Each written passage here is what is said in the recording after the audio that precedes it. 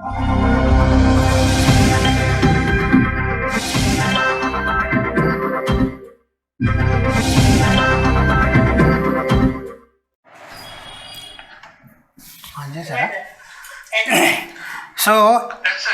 another chapter, so in our syllabus known as the Indian Partnership Act. So already in the earlier classes regarding the partnership Indian Contracts Act, Contracts 2, we discussed about the first Sale of Goods Act and Negotiable Instrument Act. The third act known as the Partnership Act. So Partnership Act. So this Partnership Act came into force in 1932. So initially before 1932, so this Partnership Act, so part and parcel of the Indian Contracts Act. So in 1932, so at the time of the British government, so it is separated from the Indian Contract Act and give a special status. So that is known as the Partnership Act 1932. So this Partnership Act applicable all over India except Jammu and Kashmir. So this Partnership Act contains total 74 sections. 74 sections and 8 parts. The Indian Partnership Act contains 74 sections with 8 parts. Okay, or 8 sections, 8 parts with 74 sections. Okay, so it is ఇదొక సిలబస్లో ఏంటంటే మనకు Indian partnership act కూడా సిలబస్లో ఒక భాగం. So ఇది ఇనీషియల్గా కాంట్రాక్ట్ యాక్ట్లో ఉండేది. సో తర్వాత ఏం చేశారంటే దాన్ని 1932లో ఒక సెపరేట్ యాక్ట్ కింద చేశారు. సో సెపరేట్ యాక్ట్ కింద చేసిన తర్వాత 32 జూలై నుంచి ఇది అమల్లోకి వస్తుంది. సో దీంట్లో ఎన్ని సెక్షన్స్ ఉన్నాయంటే 74 సెక్షన్లు ఉన్నాయి. 74 సెక్షన్లు కూడా 8 భాగాలుగా విభజించబడి ఉన్నాయి. సో ఇది ఎక్కడైతే పార్ట్నర్షిప్ యాక్ట్ అప్లై అవుతుంది, ఎక్కడైతే పార్ట్నర్షిప్ యాక్ట్ అనేది అప్లై కాదో సో అక్కడ ఆటోమేటిక్గా ఇండియన్ కాంట్రాక్ట్స్ యాక్ట్ అనేది అప్లై అవుతుంది. సపోజ్ ఏదైనా బిజినెస్ ట్రాన్సాక్షన్స్లో, బిజినెస్ డీల్స్లో ఎక్కడైనా సరే పార్ట్నర్షిప్ యాక్ట్ అప్లై కాదు అనుకున్నప్పుడు సో ఇమీడియట్లీగా అక్కడ ఏంటంటే ఇండియన్ కాంట్రాక్ట్ యాక్ట్ అనేది అప్లై అవుతుంది. ఓకే, చూడండి the total sections in 74 so with 8 parts. చూసిన తర్వాత ఇక్కడ చూడండి, సో ఇందులో ఏంటంటే పార్ట్నర్షిప్ అన్నాం. So partner, what is mean by partner అండి?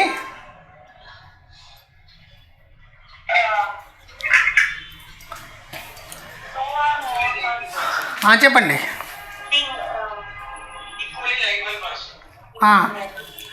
ఈక్వల్లీ లైబుల్ పర్సనా? Suppose A and B. So ముందు పార్ట్నర్ కంటే ముందు ఏంటంటే సో పార్ట్నర్షిప్ అంటే ఏంటి చూద్దాం. పార్ట్నర్షిప్ అంటే ఏంటి చెప్పండి, మీకున్న నాలెడ్జ్లో చెప్పండి.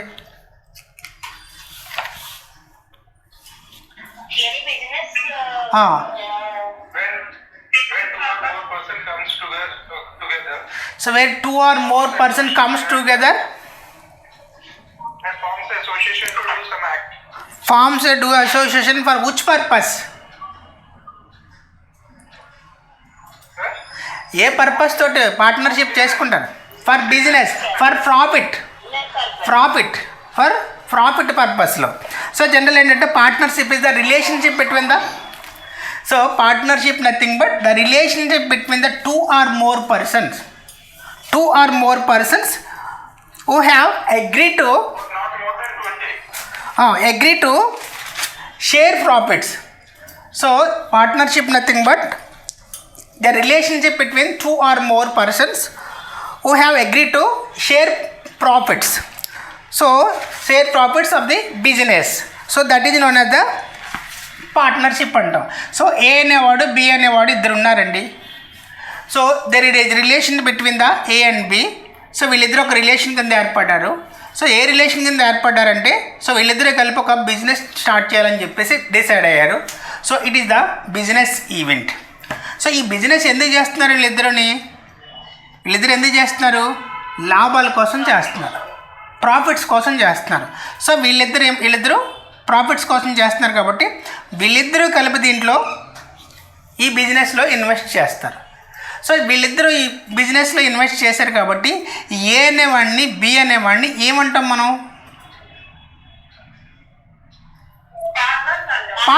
పార్ట్నర్స్ అంటాం కదా. A and B are the partners. They are come together put a investment in that business. So these are known as partners అంటాం. సో ఇప్పుడు పార్ట్నర్ అంటే, సో పార్ట్నర్షిప్ అంటే తెలుసుకున్నాం. Partnership nothing but the relationship between two or more persons. They are the relationship two or more person, they come together, put an investment in the any business or any trade for the purpose of profit. So profit కోసం, లాభాలు సంపాదించడం కోసం ఇద్దరు లేక అంతకంటే ఎక్కువ మంది వ్యక్తులు ఏదైనా ఒక వ్యాపారంలో ఇన్వెస్ట్ చేసినట్లయితే వాళ్ళిద్దరిని కలెక్టివ్గా మనం ఏమంటామంటే పార్ట్నర్షిప్ అంటాం. సో పార్ట్నర్ అంటే, సో పార్ట్నర్ అంటే ఎవరు? A person who enter into partnership known as a partner. So పార్ట్నర్షిప్లోకి ఎవడైతే వెళ్ళాడో వాడినే పార్ట్నర్ అంటాం. Clear sir? సో పార్ట్నర్షిప్ అంటే అర్థమైంది. పార్ట్నర్ అంటే ఎవరైతే పార్ట్నర్షిప్లోకి ఎంటర్ అవుతాడో అతన్ని పార్ట్నర్. మరి ఫామ్ అంటే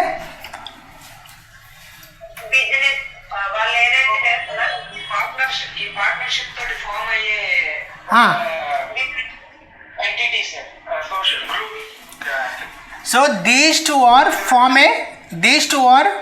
partners. These two are collectively start a business. It is known as, this business known as firm. So వీళ్ళిద్దరూ కలిపి ఒక బిజినెస్ స్టార్ట్ చేశారు. ఏ అనేవాడు బి అనేవాడు ఈ బిజినెస్. సో ఈ బిజినెస్ని దీన్ని ఏమంటాం అంటే ఫార్మ్ అంటాం. సో ఈ ఫామ్లో ఎవరెవరు మెంబర్స్ ఉన్నారండి? All partners. How many partners here? 2 partners. A and B are the members in that firm. A and B are the members in that firm. So ఇక్కడ ఏంటంటే A and B are collectively known as a firm. So వీళ్ళిద్దరు కలిపి business start చేశారు కాబట్టి so ఈ బిజినెస్లో దీన్ని ఏమంటామంటే ఫామ్ అంటాం. అంటే ఒక కంపెనీ పెట్టుకున్నా, ఏదైనా పెట్టుకున్నా ఆ కంపెనీలో వీళ్ళిద్దరు పార్ట్నర్స్. ఆ కంపెనీ అనగానే ఏమో వస్తుంది. సో వీళ్ళిద్దరూ ఇండైరెక్ట్గా ఇందులో మెంబర్స్ కిందే ఉంటారు. సో దాన్ని ఏమంటే ఫామ్ అంటారు అన్నమాట. Firm nothing but a partners are collectively known as firm అంటాం. ఇది ఫార్మ్ అంటాం. అర్థమైందండి? సో పార్ట్నర్షిప్ అంటే ఇద్దరు లేక ఎక్కువ మంది లాభాలు ఆశించి ఒక దాంట్లో ఇన్వెస్ట్ చేయడాన్ని పార్ట్నర్షిప్ అంటాం. పార్ట్నర్ అంటే ఎవడైతే పార్ట్నర్షిప్లోకి ఎంటర్ అవుతాడో వాడిని పార్ట్నర్ అంటాం. ఫామ్ అంటే ఏంటంటే ఎవరైతే పార్ట్నర్సు ఇన్వెస్ట్ చేస్తారో, కలెక్టివ్గా దాంట్లో ఇన్వెస్ట్ చేస్తారో దాన్ని ఏమంటారంటే ఫామ్ అంటారు. అర్థమైందండి? ఓకే, ఇది జనరల్గా పార్ట్నర్షిప్ ఫామ్ అంటాం. ఇక్కడ చూడండి, సపోజ్ చిన్న ఎగ్జాంపుల్ చెప్తాను. సో వీళ్ళిద్దరూ ఫామ్ అన్నాం. So it is a firm. So ఇదొకటి ABC XYZ. సో ఇదొక ఫాము, ఇదొక ఫామ్. సో ఈ ఫామ్కి మధ్యన పార్ట్నర్షిప్ అనేది ఉంటుందా?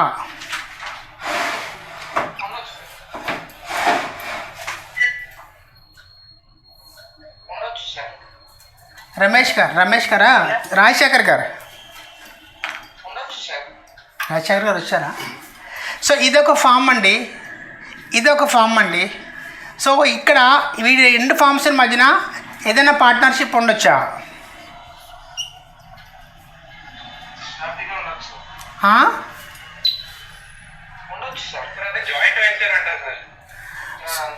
So according to the partnership act ఏంటంటే, సో వీళ్ళిద్దరి మధ్యన పార్ట్నర్షిప్ అనేది ఉండదు. సో పార్ట్నర్షిప్ అనేది ఫామ్ మధ్యన 2 ఫామ్స్ మధ్యన పార్ట్నర్షిప్ ఉండదు. 2 ఫామ్స్ మధ్యన పార్ట్నర్షిప్ అనేది ఉండదు. పర్సన్స్ మధ్యన పార్ట్నర్షిప్ ఉంటుంది కానీ టూ ఫార్మ్స్ మధ్యన so there is no partnership. So ఎప్పుడు పార్ట్నర్షిప్ ఉంటుంది? ఇది పార్ట్నర్షిప్ అవ్వాలంటే ఏం చేయాలంటే 1 2 3 1 2 3 వీళ్ళు ముగ్గురు బయటకు వచ్చేయాలి, వీళ్ళు ముగ్గురు బయటకు వచ్చేయాలి, వీళ్ళు 6 కలిపి ఒక ఫామ్ పెట్టచ్చు.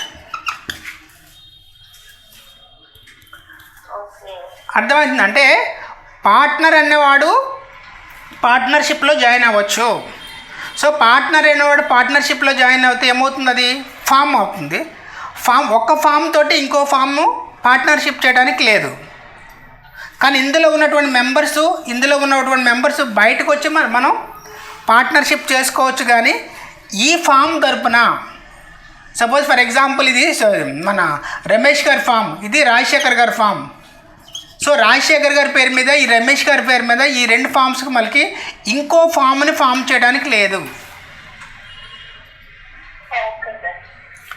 సో వీళ్ళు చేయాలంటే ఏం చేయాలి? వీళ్ళ ముగ్గురు బయటకు వచ్చేసి, అంటే వేరేగా ఒక పార్ట్నర్ నేను 2-3 కంపెనీలో నేను పార్ట్నర్గా ఉండొచ్చు కదా, 2-3 కంపెనీలో నేను పార్ట్నర్గా ఉండొచ్చు, అది నా క్యాపబిలిటీ. అట్లాగే మనం ఎందులోనే ఉండొచ్చు. కానీ వన్ ఫామ్ నుంచి ఇంకో ఫామ్కి పార్ట్నర్షిప్ అనేది ఉండదు. పార్ట్నర్షిప్ అనేది బిట్వీన్ పర్సన్స్ మధ్యన మాత్రమే పార్ట్నర్షిప్ అనేది ఉంటుంది తప్ప ఫామ్కి మధ్యన పార్ట్నర్షిప్ అనేది ఉండదు.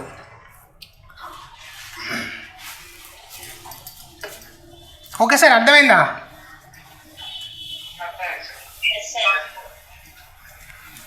ఇంకొకసారి చెప్తాను చూడండి. పార్ట్నర్షిప్ అనేది 1932లో వచ్చింది. సో 1932కు ముందు ఇండియన్ కాంట్రాక్ట్ యాక్ట్లో ఉండేది. సో 1932లో ఏం చేశారంటే ఇండియన్ కాంట్రాక్ట్ యాక్ట్ నుంచి సెపరేట్ చేసి స్పెషల్ ప్రత్యేక చట్టం కింద తీసుకొచ్చారు. సో ఇది జమ్మూ కాశ్మీర్ తప్ప భారతదేశం మొత్తం అప్లై అవుతుంది. సో ఇది పర్టికులర్గా ఏంటంటే బిజినెస్కి సంబంధించినటువంటి చట్టం ఇది. సో బిజినెస్లో పార్టీసు సో లాభాల కోసం చేసుకున్నటువంటి ఒక అగ్రిమెంట్తో సంబంధించినటువంటి చట్టం. సో ఇందులో కాన్సెప్ట్ అంటే జనరల్గా వచ్చేవంటే partnership, firm association, dissolution of firm, so types of partners, ఇవన్నీ వస్తాయి. ఇవన్నీ 1 by 1 చూద్దాం. సో పార్ట్నర్ అంటే అర్థమైంది, పార్ట్నర్షిప్ అయింది, firm. So what are the essentials of the partnership? అంటే కనీసం ఫామ్ కానీ పార్ట్నర్షిప్లోకి వెళ్ళాలంటే సో కనీసం మినిమం ఉండవలసినటువంటి రిక్వైర్మెంట్స్. సో రిక్వైర్మెంట్స్ ఏంటంటే చూడండి. So it should be 2 or more persons are involved in the partnership. So పార్ట్నర్షిప్లో మినిమం ఎంతమంది ఉండాలండి? 2 ఉండాలి. So maximum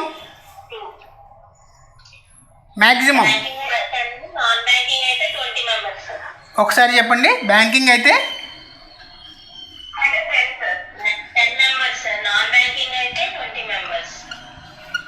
okay. మరి according to the 2013 companies act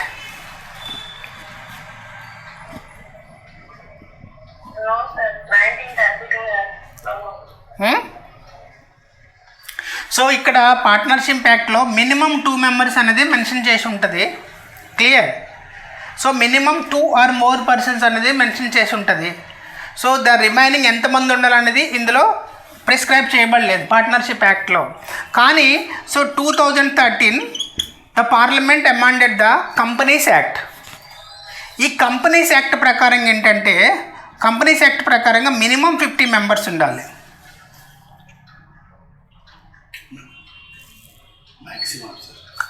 minimum అంటే మినిమము మ్యాక్సిమం కూడా అంతే ఇచ్చాడు. 50 మంది ఉంటేనే పార్ట్నర్షిప్ అవుతుంది. అంటే 50 మంది అది ఇచ్చింది ఏంటంటే కంపెనీస్ యాక్ట్లో. సో 50కి దాటకూడదు, మినిమం టు మ్యాక్సిమం 50. అది తప్పించడం అయితే. సో మ్యాక్సిమం ఏంటంటే 50 members ఉండాలి. సో మినిమం 1 member అంటే సో 2 members ఉండాలి. మినిమం 2 members, మ్యాక్సిమం 50 members ఉండాలి. So according to the 2013 company acts the maximum members in the partnership 50 members. So ఇక్కడ మాత్రం మనకున్నటువంటి పార్ట్నర్షిప్ యాక్ట్లో మాత్రం 2 members ఇస్తారు. మినిమం 2 or more persons అంటాడు కానీ మ్యాక్సిమం ఎంతమంది ఉండాలనేది మెన్షన్ చేయలేం. కానీ కంపెనీస్ యాక్ట్ ప్రకారం ఏంటంటే సో 50 members వరకు సో ఇందులో ఇవ్వటం జరిగిందన్నమాట. So there must be at least 2 persons firm a partnership. So maximum number ఎంతైనా ఉండొచ్చు. మ్యాక్సిమం నెంబర్ ఇంత అని చెప్పేసి ఇవ్వలేదు. సో ఇక్కడ మీకు ఆల్రెడీ చెప్పాను కదా పార్ట్నర్స్ ఏంటంటే,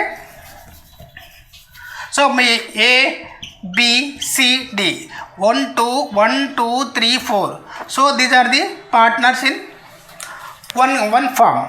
ఈ నలుగురు ఒక ఫామ్లో పార్ట్నర్షిప్ అవ్వచ్చు. అట్లాగే ఇద్దరు కూడా పార్ట్నర్స్ ఉండొచ్చు. సో ఇద్దరు కూడా పార్ట్నర్షిప్ అనేది ఉండొచ్చు. సో దిట్ ఈస్ ద ఒకటి. ఇంకొకటి ఏంటంటే, సో ఇక్కడ 2 persons ఉన్నారు, 3 persons ఉన్నారు, 10 మంది ఉన్నారు. So whoever the partners in the firm, those partners must be competent to partnership. So competent అంటే what is mean by competent? కాంట్రాక్ట్కి కావాలి. చెప్పండి, what is mean by competent?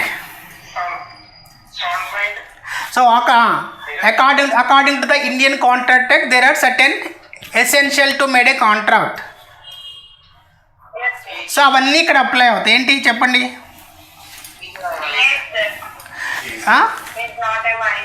ఈ should not be a minor. ఇంకా Sound mind. He should be a sound mind. He should not be a unsound mind. Not disqualified by law. So he is not disqualified by law. So those are the minimum essentials according to the Indian Contract Act. So those essentials applicable in the Indian Partnership Act also. So ఏంటంటే competent persons ఎవరైతే ఉంటారంటే, ఎవరైతే పార్ట్నర్షిప్లోకి వస్తారో వాళ్ళు competent persons అయి ఉండాలి. వాళ్ళకి అన్ని విషయాలు తెలిసి ఉండాలి. తర్వాత ఇంకోటి అంటే వాళ్ళకి ఎటువంటి మైనర్ అయ్యి ఉండకూడదు, తర్వాత అన్సౌండ్ మైండ్ అయ్యి ఉండకూడదు, లీగల్గా ఏంటంటే డిస్క్వాలిఫై అయిన పర్సన్ అయ్యి ఉండకూడదు. ఇవన్నీ ఏంటంటే మినిమం క్వాలిఫికేషన్స్. ఎవరికి పార్ట్నర్స్కి మినిమం ఉన్నటువంటి క్వాలిటీస్ అన్నమాట. సో నెక్స్ట్ ఇంకొక పాయింట్ ఏంటంటే agreement. There must be an agreement between the partners. So ఎట్లాంటి అగ్రిమెంట్ ఉండాలి ఇక్కడ?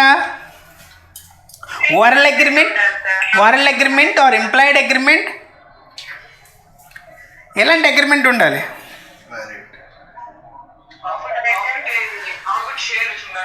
So this partnership comes with the agreement.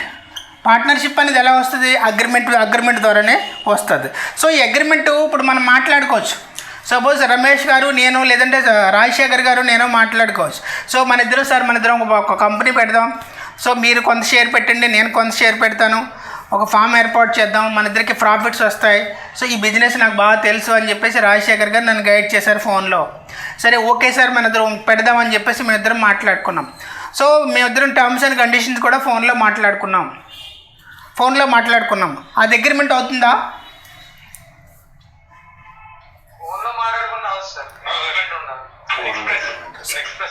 Express agreement nothing but written agreement ఉండాలి. Written agreement between the parties. So partners మధ్యన ఏముండాలంటే return agreement అనేది కంపల్సరీగా ఉండాలి. So agreement ఎట్లా ఉంటుంది? పార్ట్నర్షిప్ డీడ్ అనేది ఉంటుంది కదా. పార్ట్నర్షిప్ డీడ్ అనేది క్లియర్గా మనం రాసుకోవాలి. పార్ట్నర్స్ ఎవరైతే ఉంటారో వాళ్ళు పార్ట్నర్షిప్ డీడ్ క్లియర్గా రాసుకుంటారు. ఏం చేయాలి, ఏంటి, మీరెంత షేర్ పెడతారు, నేనెంత షేర్ పెడతాను, సో మీరేం డ్యూటీ చేయాలి, నేనేం డ్యూటీ చేయాలి, సో మీరు చేసేటువంటి యాక్టివిటీస్ ఏంటి, నేను చేసేటువంటి యాక్టివిటీస్ ఏంటి. సో ఒక ఫాము ఇంకా ఎవరినైనా తీసుకోవాల్సి వస్తే మన ఇద్దరం కలెక్టివ్గా తీసుకోవాలా, లేదంటే మీరొక్కడో డిసిషన్ తీసుకుంటారా? ఇవన్నీ ఎందులో ఉంటాయండి? ఈ అగ్రిమెంట్లో ఉంటాయి. టర్మ్స్ అండ్ కండిషన్స్ అన్నీ కూడా ఈ యొక్క అగ్రిమెంట్లో చెప్పండి. టర్మ్స్ అండ్ కండిషన్స్ అన్నీ కూడా మొత్తం terms and condition, the partners terms and condition must be put in the agreement డీడ్లో కంపల్సరీగా మెన్షన్ చేసుకోవాలి. అది ఒకటి. తర్వాత ఇంకొకటి చూడండి,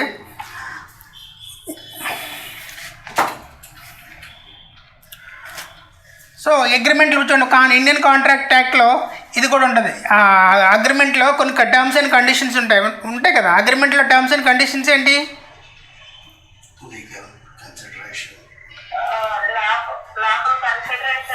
ఎస్, లాఫుల్ కన్సిడరేషన్. ఇవన్నీ అగ్రిమెంట్ యాక్ట్లో ఏవైతే టర్మ్స్ అండ్ కండిషన్స్ మనం అక్కడ కాంట్రాక్ట్ సంబంధించినటువంటి టర్మ్స్ అండ్ కండిషన్స్ ఏవైతే ఉంటాయో అవన్నీ కూడా టర్మ్స్ అండ్ కండిషన్స్ ఇక్కడ పార్ట్నర్షిప్ యాక్ట్లో కూడా ఫుల్ఫిల్ చేయాలి. పార్ట్నర్షిప్ యాక్ట్లో కూడా ఫుల్ఫిల్ చేయాలి. సో అప్పుడు మాత్రమే అది ఏమవుతుంది, వ్యాలిడ్ అగ్రిమెంట్ అవుతుంది. అగ్రిమెంట్ వ్యాలిడ్ అవ్వాలంటే ఏం చేయాలండి? అగ్రిమెంట్ వ్యాలిడ్ అవ్వాలంటే సో ఎస్ ఫ్రీ కన్సెంట్ ఉండాలి, కంపల్సరీ ఉండకూడదు. సో లాఫుల్ కన్సిడరేషన్ ఉండాలి. తర్వాత ఇంకోటి ఏంటంటే లాఫుల్. సో ఇవన్నీ ఉండాలి. ఏదంటే కాంట్రాక్ట్ యాక్ట్లో మీరు చదువుతారు అవన్నీ కూడా ఈ అగ్రిమెంట్లో అప్పుడు మాత్రమే అగ్రిమెంట్ వ్యాలిడ్ అవుతుంది. లేదంటే అగ్రిమెంట్ ఏమవుతుంది, ఇన్వాలిడ్ అవుతుంది. సో ఆ విధంగా ఏంటంటే agreement must be in clear. Agreement must be clear between the partners. The terms and conditions also must be clear between the partners. So all the conditions of the partner must be fulfilled in the agreement form. So agreement ఫామ్లో వాళ్ళకి కంపల్సరీగా వాళ్ళు fulfil చేయాల్సి ఉంటుంది. Next ఇంకోటి business. So ఈ యొక్క partnership అనేది దేనికోసం ఏర్పడుతుంది, దేనికోసం ఏర్పడుతుంది? సో బిజినెస్ కోసం ఏర్పడుతుంది. There must be a business between the partnership. So there must be a business between the partnership. So ఎట్లాంటి బిజినెస్ అవ్వచ్చు, అది ట్రేడ్ అవ్వచ్చు, తర్వాత ప్రొఫెషన్ అవ్వచ్చు, ఆక్యుపేషన్ అవ్వచ్చు, ఏదైనా కావచ్చు. ట్రేడ్ అవ్వచ్చు, ప్రొఫెషన్ అవ్వచ్చు, ఆక్యుపేషన్ అవ్వచ్చు, ఏదైనా కావచ్చు. బట్ వీళ్ళ ఇంటెన్షన్ ఏంటి? What is the intention of the partners?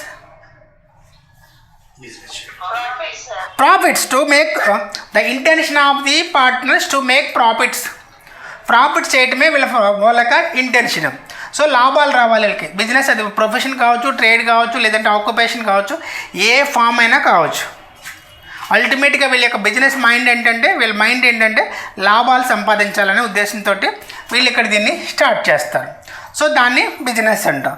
So ఇక్కడ చూడండి బిజినెస్లో, సో ఇక్కడ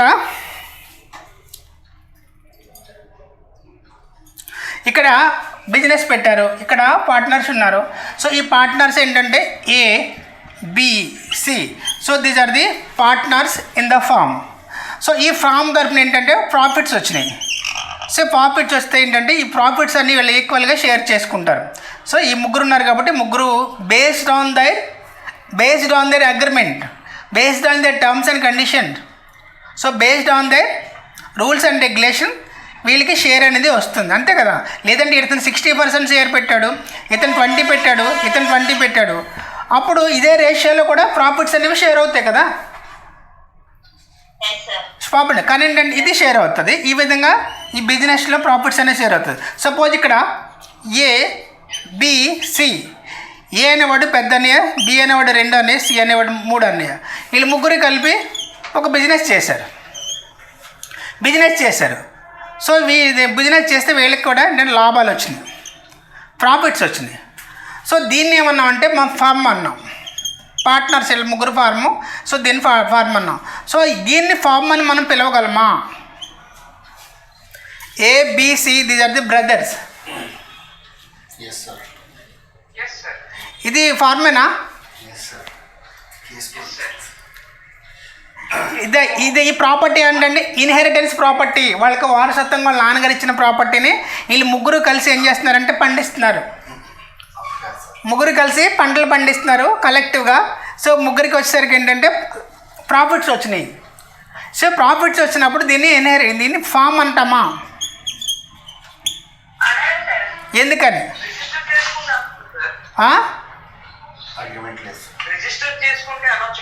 So whatever the essentials of the partnership, so those are essential not fulfilled by this A and B and C.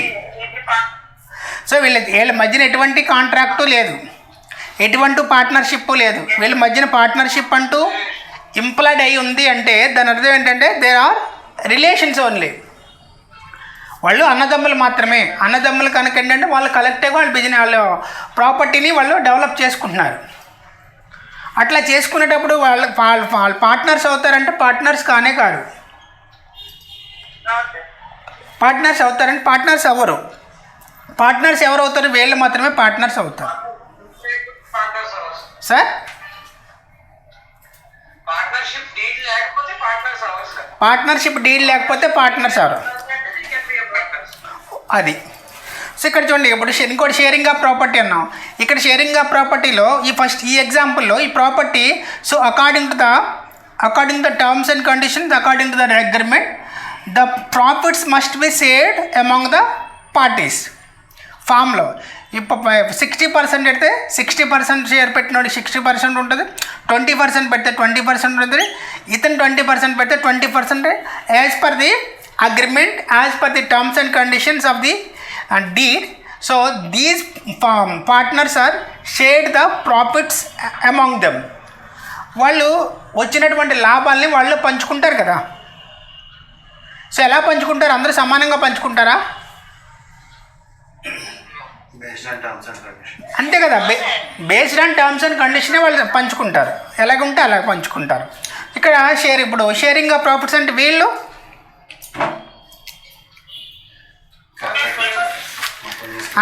వీళ్ళనే పంచుకుంటారు.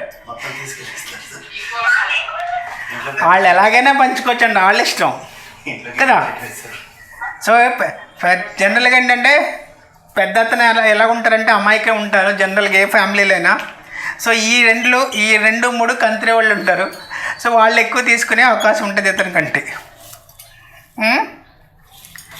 So ఇది sir, ఇది వీళ్ళు ఏంటంటే ఇండివిజువల్గా ఏంటంటే, సో ఇన్హెరిటెన్స్ ప్రాపర్టీస్ని కలెక్టివ్గా దాన్ని ప్రాఫిట్స్ కోసం చేసేటువంటి దాన్ని ఏమంటారంటే దాన్ని ఫామ్ అనరు.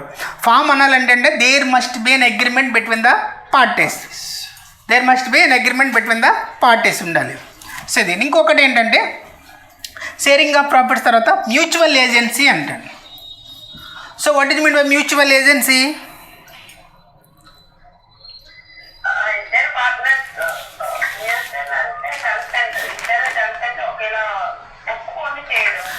ఎస్ ఇప్పుడు ఇద్దరు పార్ట్నర్స్ ఉన్నారండి, ఏ అనేవాడు బి అనేవాడు పార్ట్నర్స్.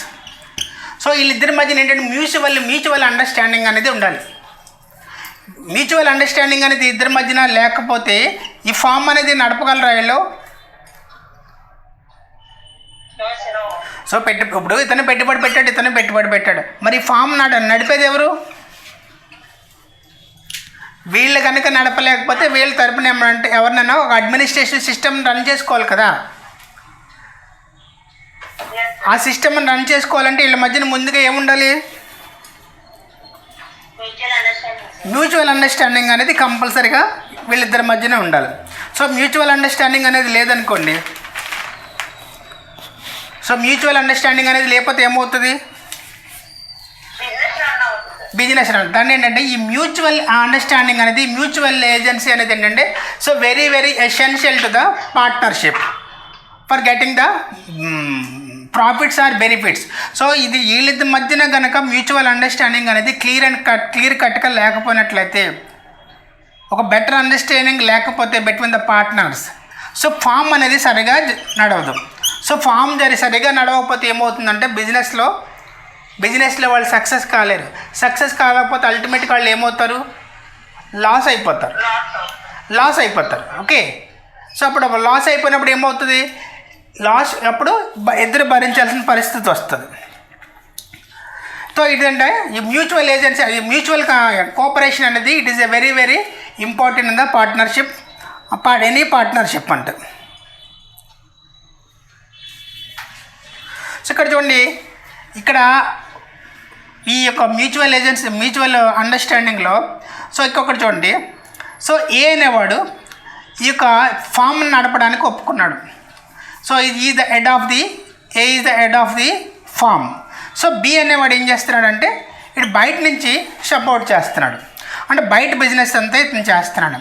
సో ఎప్పుడన్నా is the head of the firm. ఈ ఫామ్కి ఉన్నటువంటి హెడ్ ఎప్పుడు కూడా ప్రతి విషయాన్ని కమ్యూనికేట్ చేస్తూ ఉంటాడు. సో ఇతనికి అల్టిమేట్ పవర్స్ అనేవి ఉంటాయి according to the agreement. So agreement ఉన్నప్పుడు ఏంటంటే is the principal of the firm. So ఇక్కడ ఏంటంటే ఎప్పుడైనా సరే ఇతను సో సడన్గా మానేసి వెళ్ళిపోవాలనుకోండి, సో ఇక్కడి నుంచి మానేసి వెళ్ళిపోవాలనుకోండి, ఏం చేయాలి? ఇమ్మీడియట్గా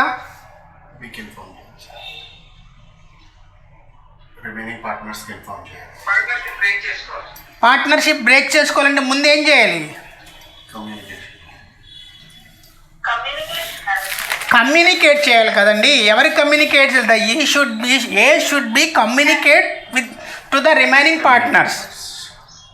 so without communicate to the remaining partners, if A is quit the firm, so A is liable.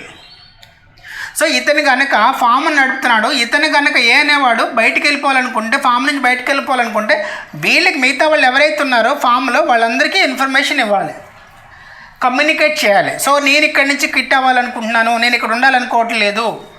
So దీన్ని ఎవరైనా, ఈ పొజిషన్ మీరు ఎవరైనా ఫర్దర్గా మీరు ఎవరైనా తీసుకునే అవకాశం ఉందా, లేదంటే బయట నుంచి ఎవరినైనా తీసుకొచ్చి ఫామ్లో పెట్టుకుంటారా అని చెప్పాల్సిన బాధ్యత ఎవరికి ఉంటుందంటే ఏ అనేవాడికి ఉంటుంది. అట్లా చెప్పకుండా సడన్గా కిట్ అయిపోయాడు అనుకోండి, సడన్గా కిట్ అయిపోతే ఏమవుతుందంటే ఈ రిమైనింగ్ పార్టీస్కి ఏముంటుందంటే ఇతని మీద యాక్షన్ తీసుకునే రైట్ ఉంటుంది. సో ఇతని మీద యాక్షన్ తీసుకునే రైట్ ఉంటుంది అన్నమాట. సో ఇది ఆ విధంగా ఏంటంటే పార్ట్నర్షిప్లో, మ్యూచువల్ పార్ట్నర్షిప్లో కంపల్సరీగా ఒక పార్ట్నర్ ఇంకొక పార్ట్నర్కి రెస్పాన్సిబిలిటీగా ఉండాలి, జవాబుదారీగా ఉండాలి. సో ఈ పార్ట్నర్స్ అందరూ కూడా ఒక మ్యూచువల్ బెటర్ అండర్స్టాండింగ్ తోటి ఉండాలి. సో ఈ బెటర్ అండర్స్టాండింగ్తో ఉన్నప్పుడు మాత్రమే ఫామ్ని వీళ్ళు ఒక ప్రాఫిటబుల్ ఆర్గనైజేషన్గా ముందుకు వెళ్ళగలుగుతారు. లేదంటే ప్రాఫిటబుల్ ఆర్గనైజేషన్గా అది అవ్వదు. సో ఇవి ఏంటంటే ఎనీ పార్ట్నర్షిప్ దాంట్లో అంటే, so these are the main essentials. ఒకటి చూడండి మళ్ళీ ఏంటి, it must be more than 2 persons ఉండాలి ఎనీ పార్ట్నర్షిప్లో. సో ఎంతమంది ఉంటారనేది పార్ట్నర్షిప్ యాక్ట్లో మెన్షన్ చేయలేదు, కానీ సో 2013 కంపెనీస్ యాక్ట్లో అయితే మాత్రం ద మ్యాక్సిమం మెంబర్స్ 50 members అని చెప్పింది. సో ఇక్కడ తర్వాత పార్ట్నర్షిప్ మధ్యన అగ్రిమెంట్ ఉండాలి. అగ్రిమెంట్ అంటే క్లియర్గా ఉండాలి. So according to the Indian contract యాక్ట్లో అగ్రిమెంట్కి సంబంధించిన టర్మ్స్ అండ్ కండిషన్స్ ఏవైతే ఉంటాయో ఆ టర్మ్స్ అండ్ కండిషన్ కంపల్సరీగా ఈ అగ్రిమెంట్లో ఫిల్ఫిల్ చేయాలి. తర్వాత ఇంకోటి అంటే బిజినెస్. ఏ బిజినెస్ చేస్తారు, ఏ బిజినెస్ అయినా చేయొచ్చు. వాళ్ళ ఉద్దేశం ఏంటి, డబ్బులు సంపాదించడం. అది ఏ బిజినెస్ అయినా వాళ్ళ డబ్బులు సంపాదించడం. సో ఆ విధంగా డబ్బులు సంపాదించడానికి వాళ్ళు బిజినెస్ చేస్తారు. రెండు, sharing of the profits. Sharing of the profits అంటే based on the terms and conditions of the parties according to the agreement line, profits also shared among the partners. So profits shares కూడా ఏంటంటే ఇది అవుతాయి. So ఒకటి అంటే inheritance ప్రాపర్టీని ఎవరైనా కనుక ఒక కలెక్టివ్గా ఒక గ్రూప్గా ఫామ్ అయ్యి దాన్ని కనుక ప్రాఫిటబుల్ ఆర్గనైజేషన్ కింద తీసుకొస్తే దాన్ని ఫామ్ కింద కన్సిడరేషన్లో తీసుకోరు. తర్వాత mutual consultancy. So mutual and parties మధ్యన ఏంటంటే మ్యూచువల్ అండర్స్టాండింగ్ అనేది వెరీ కంపల్సరీగా ఖచ్చితంగా ఉండాలి. సో మ్యూచువల్ అండర్స్టాండింగ్ అనేది పార్టీస్ మధ్య లేనట్లయితే ఏమవుతుందంటే ఆ ఫామ్ ఏదైతే ఉందో వాళ్ళు ఏదైతే దాన్ని డెవలప్ చేయాలనుకున్నారో డెవలప్ చేయలేరు. సో దాంతో ఏంటంటే ఫామ్ అనేది నష్టాల్లోకి వెళ్ళిపోతుంది. సో నష్టాల్లోకి వెళ్ళిపోతే అల్టిమేట్గా ఏంటంటే పార్టీస్ నష్టపోతారు. సో ఈ యొక్క ఫామ్ ఎవరైతే పెడతారో ఆ ఫామ్ పెట్టినప్పుడు కంపల్సరీగా ఈ ఎసెన్షియల్స్ అనేవి కంపల్సరీగా ఫుల్ఫిల్ చేయాలి. సో మనకు